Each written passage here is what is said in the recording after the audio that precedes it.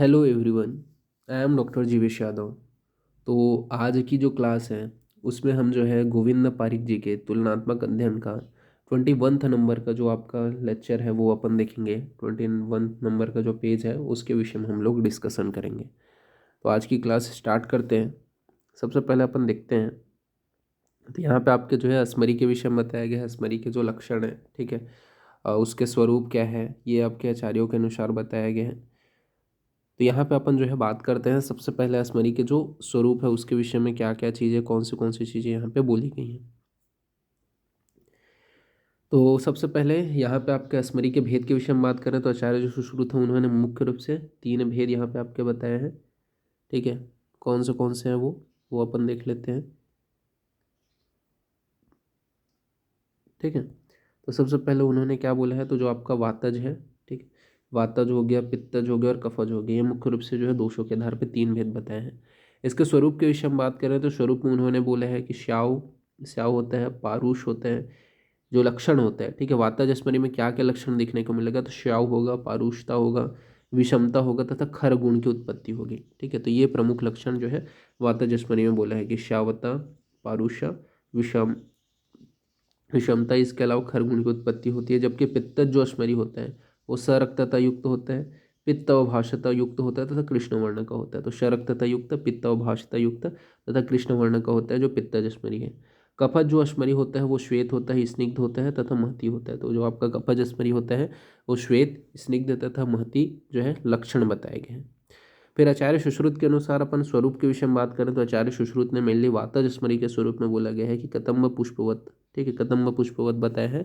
इसके अलावा कंटक युक्त बताया है। जो आपके आचार्य सुश्रुत हैं उनके अनुसार अपन देखें कि अगर इसका जो है स्वरूप क्या बताया गया वातज स्मरी का, तो ये श्लोक याद रखने, कदम्ब पुष्पवत कंटक युक्त मेनली उन्होंने बताया है।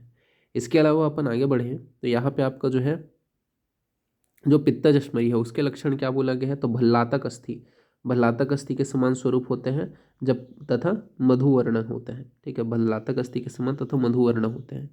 इसके अलावा जो कफज स्मरी होता है, तो कफज स्मरी के विषय में बात करें उसके स्वरूप के विषय में, तो कफज स्मरी के स्वरूप यहाँ पे आपका बताया गया है कि कुटकुटांड, कुटकुटांग यानी कि जो मुर्गी के अंडा है उसके समान होता है। इसके अलावा मधुक पुष्प के वर्णमाला होता है। तो ये यहाँ पे आपका जो है स्वरूप बताया गया है। कई बार एग्जाम में स्वरूप से ही क्वेश्चन पुट अप हुए हैं, तो ये स्वरूप आपको अच्छे से लर्न होने चाहिए वातज पित्तज कफज के। तो यहाँ पे आपका जो है जैसे कि आपका वातज स्मरी में क्या बोला गया है, केपी को करके याद रख सकते हो। यानी कि आपका जो है मेनली क्या बोला गया है, केपिको का मतलब ये है कि कुटकुटांड पुष्पवत, ठीक है, तथा कंटक युक्त। ठीक है, तो केपिको का ये मतलब है। इसके अलावा अस्थि मिली हुई, अस्थि मिली हुई यानी कि भल्लातक अस्थि से, भल्लातक अस्थि के समान दिखाई देता है। ठीक है, केपिको अस्थि मिली हुई। फिर उसके बाद में कुटकुटा अंड मिली हुई यानी कि कुटकुटांड जो है आपको मुर्गी के अंडे के समान आपको जो है इसका स्वरूप देखने को मिलेगा। तो ये किसने बोला है, सुश्रुत ने बोला है। अष्टांग हृदय ने स्वरूप में क्या बोला है, तो मेनली जो है वातज स्मरी जो होता है वो कैसा होता है, कंटक युक्त होते हैं, मतलब कांटे आपको देखने को मिलेगा। इसके अलावा भल्लातक अस्थि के समान इन्होंने भी बोला है जो पित्तज स्मरी है उसका स्वरूप, तो ये भी याद रखना। तथा कफज स्मरी जो होता है वो मधुवर्ण का होता है। ठीक है, जो कफज स्मरी होता है वो क्या होता है, मधुवर्ण का होता है।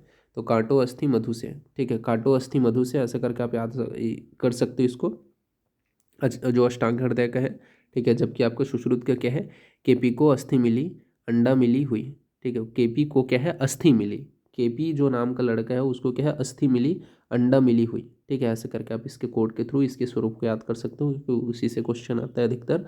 और इसी प्रकार अष्टांग हृदय में आपका क्या बोला गया है, काटो अस्थि मधु से, मधु से क्या है, अस्थि काटने के लिए बोला गया है। तो इस हिसाब से आप इसे याद कर सकते हो। ठीक है, तो यहाँ पे आपका हो गया। देन आगे बढ़ें, तो आगे अपन बढ़ते हैं। तो यहाँ पे आपका जो है सुश्रुत अनुसार मैथुन का जो है परिणाम बताया गया है। ठीक है, सुश्रुत अनुसार ऋतुकाल में अगर मैथुन करते हैं तो उसके क्या क्या परिणाम है वो यहाँ पे आपका जो है वर्णन किया गया है। जैसे कि यहाँ पे ऋतुकाल के टोटल 4 दिनों में स्त्री संभोग करने से क्या क्या होता है उसके परिणाम क्या है। जैसे कि ऋतुकाल के प्रथम दिन अगर से स्त्री संभोग करती है तो उस कंडीशन में परिणाम में बोला गया है कि पुरुष का जो आयु है उसका नाश हो जाता है। तथा यहाँ पे आपका बोला गया है जो अंतर्मृत गर्भ है उसकी उत्पत्ति होती है। ठीक है, तो अंतर्मृत गर्भ तथा पुरुष की आयु का नाश हो जाता है। ये यहाँ पे बताया गया, तो इसको आपको याद रखना है। फिर द्वितीय दिन, अगर ऋतुकाल के द्वितीय दिन संभोग करती है तो उसके वजह से क्या है, जन्मता मृत गर्भ तथा प्रसूता गृह गृह मृत जो है उत्पन्न होता है, प्रसूता में गृह मृत उत्पन्न होता है। तो यहाँ पे जन्मता मृत गर्भ तथा प्रसूता गृह मृत उत्पन्न होता है। इसके अलावा अपन बात करें तृतीय दिन अगर क्या है, संभोग करने की वजह से ऋतुकाल में, तो असंपूर्ण अंग, ठीक है, शिशु का जो अंग है वह असंपूर्ण अंग हो जाएगा। इसके अलावा अल्प आयु वाला होगा। इसी प्रकार चतुर्थ दिन में संयोग करने से क्या होता है, तो संपूर्ण अंग पर दीर्घायु, ठीक है, ये यहाँ पे आपका बताया गया। तो ये जो फल है वो आपको याद रखना है, क्या क्या फल आपको देखने को मिल रहा है। प्रथम दिन में पुरुष का आयु का नाश हो रहा है, इसके अलावा अंतर्मृत गर्भ की उत्पत्ति हो रही है। द्वितीय दिन में जन्मतः मृत गर्भ प्रसूता गृह मृत, ठीक है। इसके अलावा तृतीय दिन में बताया गया संपूर्ण अंग अल्पायु युक्त, और चतुर्थ दिन में अगर संभोग किया जाए तो उसकी वजह से संपूर्ण अंग व दीर्घकाल दीर्घायु वाला। फिर उसके बाद में ये तो आचार्य सुश्रुत ने बोल दिया है। आचार्य कश्यप ने क्या बोले हैं, आचार्य कश्यप के अनुसार अगर अपन बात करें तो रजस्राव काल में अगर मैथुन करते हैं तो उसके क्या क्या परिणाम उन्होंने बताया है वो अपन देख लेते हैं।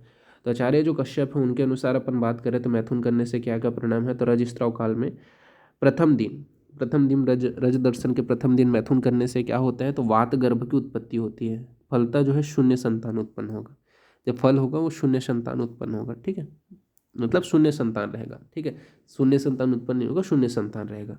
तो ये क्या है आपका वात गर्भ, अगर प्रथम दिन किए तो। रज दर्शन के द्वितीय दिन करें, ठीक है, अगर मैथुन अगर कर रही है तो उस कंडीशन में क्या है, गर्भपात होता है। इसके अलावा रज दर्शन के तृतीय दिन करने की वजह से जो सूति का ग्रह है उसी में ही मृत्यु हो जाती है, अर्थात अल्प आयु युक्त होगा जो शिशु है वो, और हीन अंग युक्त होगा, ठीक है। तो ये क्या है, तृतीय दिन जो है मैथुन करने के फल बताया गया है। प्रथम दिन है क्या बोला गया है, वात गर्भ यानी कि फल शून्य संतान। द्वितीय दिन जो है वो गर्भपात, और तृतीय दिन जो है वो श्रुति का गृह से मृत्यु हो जाता है, यानी कि अल्पायु यानी कि हीन अंग युक्त होगा। तो ये यहाँ पे आपका बताया गया, तो इसको आपको याद रखना है। फिर बात करते हैं दोष के विषय में। तो दोष में कौन से आपके बताए गए हैं, जो कोष्ठ है, ठीक है, कौन से कोष्ठ में कौन से दोष होते हैं उसके विषय में यहाँ पे आपके बताया गया है, ठीक है, आचार्यों के अनुसार। यहाँ पे अपन देखते हैं, जैसे कि आपका जो है क्रूर कोष्ठ है, ठीक है, वात दोष जो है वो मेनली क्रूर कोष्ठ के कारण होता है, ठीक है, ये आपका चरक व वामभर्जन का मत है। इसके अलावा पित्त के कारण मृदु कोष्ठ होता है, कफ के कारण मध्यम कोष्ठ होता है, और सर्वदोष के कारण भी मध्यम कोष्ठ होता है, ये यहाँ पे बताया गया है। जबकि आचार्य जो सुश्रुत है उन्होंने क्या बोला है कि मेनली बहुत ज़्यादा वात या श्लेष्म होने के कारण क्रूर कोष्ठ की उत्पत्ति होती है, वह पित्त दोष के कारण मृदु कोष्ठ की उत्पत्ति होती है, वह सर्व दोष के कारण मध्यम जो कोष्ठ है उसकी उत्पत्ति होती है। ये क्या आचार्य सुश्रुत का मत है, तो इसको भी याद रखना कि बहुत ज़्यादा वात और श्लेष्म दोष के कारण आचार्य सुश्रुत ने कौन से कोष्ठ बताया, क्रूर कोष्ठ। बहुत ज़्यादा पित्त दोष के कारण उन्होंने मृदु कोष्ठ माना है, तो ये तो मृदु कोष्ठ तो सिमिलर ही है, ठीक है। बाकी से बहुत ज़्यादा सर्वदोष के प्रकोप के कारण मध्यम कोष्ठ आचार्य सुश्रुत का मानना है, तो ये भी आप लोगों को याद रहने चाहिए। देन आगे बढ़ते हैं। तो आपका बोला गया है कि वमन में, जो आपका वमन में दोष निकलने का क्रम क्या है, तो आप लोगों को सबको याद है, वमन आपने पढ़ा है, तो वमन में दोष निकलने का क्रम क्या है, तो औषधि जो है वो पहले निकलेगा, फिर कफ निकलेगा, कफ के बाद में पित्त निकलेगा और वायु निकलेगा, ठीक है। तो ये आपका मेनली क्रम है, पहले कफ फिर पित्त फिर वायु, कफ पित्त और वायु, ठीक है। ये आपका मैच द फॉलोइंग में आपका पूछा जाता है, ठीक है, ऐसा आप याद रखना, ठीक है, क्योंकि यहाँ पे श्लोक में भी बोला गया है कि वम ने प्रसेके औषधो, ठीक है, कफ पित्त अनिलः क्रमेण गच्छति, ठीक है, क्रम से ये जो है औषध, फिर कफ पित्त फिर वायु, ये आपका निकलता है, आचार्य सुश्रुत ने चिकित्सा स्थान में बताया है। अब सम्यक वमन क्या है, तो सम्यक वमन के यहाँ पे लक्षण बताया गया है, क्रमेत कफ पित्त मथ अनिलस्य यस्य सम्यक वमिता स इष्ट, ये चरक के सिद्धि स्थान का आपका श्लोक है। बोला गया है कि अगर विरेचन में दोष निकलने का जो क्रम है उसके विषय में यहाँ पे आपको बताएगा, मतलब यहाँ पे वही चीज़ बोला गया कि सबसे पहले यहाँ पे भी कफ निकलते हैं, ठीक है, क्रमतः सम्यक वमन के लक्षण के विषय में ये भी आपका श्लोक है। ये सबसे पहले कफ निकलेगा, फिर पित्त निकलेगा, फिर वात निकलते हैं, ये सम्यक वमन के लक्षण है, ये आचार्य चरक ने बोला है। फिर बात करते हैं विरेचन में दोष निकलने का क्रम। तो विरेचन में दोष निकलने के क्रम में बोला गया कि सबसे पहले मूत्र निकलता है, फिर उसके बाद में पुरुष निकलता है, फिर पित्त निकलता है, फिर पित्त औषध निकलता है, और फिर कफ निकलता है। तो यहाँ पे आचार्य सुश्रुत ने श्लोक भी बोला है विरेचन के विषय में, एवं विरेचनम मूत्र पुरुष पित्तयो पित्तयो औषधौ कफ इति, ठीक है। तो मतलब मूत्र होगा, फिर पुरुष निकलेगा, फिर पित्त निकलेगा, फिर पित्त औषध, फिर कफ। ये मेनली आचार्य सुश्रुत ने मेनली श्लोक में ही बताया है, ठीक है। विरेचन जो है उसमें दोष निकलने का क्रम। देन आगे बढ़ते हैं। तो आगे आपका सम्यक विरेचन के विषय में बताया गया है। सम्यक विरेचन के विषय में क्या बोला गया है, तो सम्यक विरेचन के विषय में यहाँ पे आपका बोला गया है प्राप्तिश्य वीड पित्त कफ अनिला सम्यक सम्यक विरक्तस्य भवते क्रमेण। यानी कि आपका यहाँ पे ये बोला गया है कि जो क्या होता है सम्यक विरेचन की वजह से क्या होगा, सम्यक विरेचन कब बोलेंगे, तो क्रमशः आपका सबसे पहले वही है वीड, यानी कि जो आपका बल है वो निकलेगा, फिर पित्त, फिर कफ, ठीक है, फिर वायु। जब ये निकलता है इस क्रम में तो इसे अपन सम्यक विरेचन के लक्षण मानते हैं। फिर वमन और विरेचन की कामुकता के विषय में यहाँ पे आपका बताया गया है। तो सम्यक वमन के द्रव्य बताया गया है, सम्यक जो सुश्रुत अनुसार जो वमक द्रव्य है वो बताया गया है, ठीक है। तो वामक द्रव्य के विषय में बात करें सुश्रुत के अनुसार, तो यहाँ पे बोला गया है प्राकृति या स्वभाव प्रभाव विशेष के कारण ऊर्ध्व भाग से दोषों को निकालना, ठीक है। तो प्राकृतिक या स्वभाव विशेष के कारण ऊर्ध्व भाग से दोषों को निकालना, ये क्या है, सम्यक वमन द्रव्य है। इसमें चरक ने मेनली आपका बताया है कि सॉरी चक्रपाणी के अनुसार यहाँ पे आपका बताया गया है कि जो अग्नि एवं वायु महाभूत प्रधान होता है, जो वामक द्रव्य हैं वो आचार्य सुश्रुत के अनुसार अग्नि एवं वायु महाभूत प्रधान होते हैं, लघु गुणयुक्त होते हैं। इसके अलावा उष्ण तीक्ष्ण तथा सूक्ष्म व वायवीय विकासी गुण से युक्त होते हैं। तो उष्ण तीक्ष्ण सूक्ष्म तथा वायवीय विकासी गुण से युक्त होते हैं, ये क्या है मेनली बताया गया है। तो अग्नि एवं वायु महाभूत प्रधान होता है, लघु गुण युक्त होता है, उष्ण तीक्ष्ण सूक्ष्म वायवीय तथा विकासी महाभूत प्रधान होते हैं। इसी प्रकार आचार्य सुश्रुत ने विरेचन द्रव्य के विषय में भी बताया है कि यह जो है सर सूक्ष्म तीक्ष्ण उष्ण विकासी होने से दोषों को दूर कर देता है। तो सर सूक्ष्म तीक्ष्ण उष्ण और विकासी गुण होने से दोषों को क्या है दूर कर देता है। ये क्या है आपके विरेचन द्रव्य के विषय में बताया गया। विरेचन जो द्रव्य होते हैं वो पृथ्वी व जल महाभूत प्रधान होते हैं, गुरु गुण से युक्त होते हैं, उष्ण तीक्ष्ण सूक्ष्म तथा वायवीय विकासी गुण से युक्त होते हैं। तो विरेचन जो द्रव्य होता है वो पृथ्वी व जल महाभूत प्रधान होता है, गुरु गुण युक्त होता है, उष्ण तीक्ष्ण सूक्ष्म वायवीय तथा विकासीय महाभूत प्रधान होता है, ये यहाँ पे बताया गया है।